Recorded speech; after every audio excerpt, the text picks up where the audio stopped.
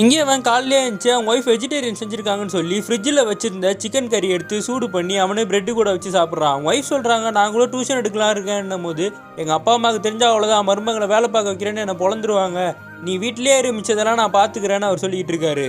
இவனும் அதுக்கப்புறம் வேலைக்கு கிளம்பி போயிட்டு அங்கே வேலையெல்லாம் முடிச்சுட்டு மத்தியானம் டிஃபன் பாக்ஸ் ஓப்பன் பண்ணி பார்த்தா வெஜிடேரியன் இருக்குது. இவனுக்கு சுத்தமாக பிடிக்கல. அப்போ அவங்க ஒய்ஃப் ஃபோன் பண்ணுறாங்க, ஈவினிங் டாக்டர்கிட்ட போய் பார்க்கணும், மறந்துடாதீங்கன்னா சரி ஓகே நம்ம அப்படியே மார்க்கெட்டுக்கும் போயிட்டு வருவோம்னு சொல்கிறாரு.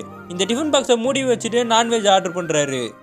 ஈவினிங் அவங்க ஒய்ஃபை பிக்கப் பண்ணி ஹாஸ்பிட்டலுக்கு கூட்டு போயிட்டு ஊசியெல்லாம் போட்டு கூட்டு வரும்போது எனக்கு பானிபூரி சாப்பிடணும் போல இருக்குன்னு உடனே இவரும் கடைக்கு கூட்டு போய் சாப்பிட வைக்கிறாரு. அப்போ இவருக்கு ஒரு ஃபோன் வருது, ஒரு கிளைண்ட்டை பார்க்கணுன்னு. நான் அந்த கிளைண்ட் பக்கத்தில் தான் இருக்காரு, நான் பார்த்துட்டு வந்துடுறேன், நீங்கள் அப்படியே ஷாப்பிங் பண்ணிட்டு நம்ம பிரியாணி சாப்பிடுன்னு சொல்லிட்டு அவரும் பைக் எடுத்துகிட்டு போகிறாரு. இவங்க ஒய்ஃபும் மார்க்கெட்லாம் சுற்றி ஷாப்பிங் பண்ணிட்டு இருக்காங்க. இவர் போனவர் திரும்பி வந்துடுறாரு. அவங்க ஒய்ஃபு ஃபோன் பண்ணிகிட்டே இருக்காங்க, அவங்க எடுக்கவே இல்லை. அதுக்கப்புறம் இவர் பிரியாணி கடைக்குள்ளே போயிட்டு ஸ்பெஷல் பிரியாணி ஆர்டர் பண்ணிட்டு மறுபடியும் வெளியே வந்து ஒய்ஃபுக்கு ஃபோன் பண்ணி பார்த்தா அவங்க எடுக்கலான்னு இவரும் சாப்பிட ஆரம்பிச்சிடுறாரு. சாப்பிட்டுக்கிட்டே இருக்கும் போது ஒரு நகம் இவர் வாயிலேருந்து தட்டுப்படுது. அது எடுத்து பார்த்த உடனே இவர் வெளியே போய் வாந்தி எடுத்துக்கிட்டு இருக்காரு.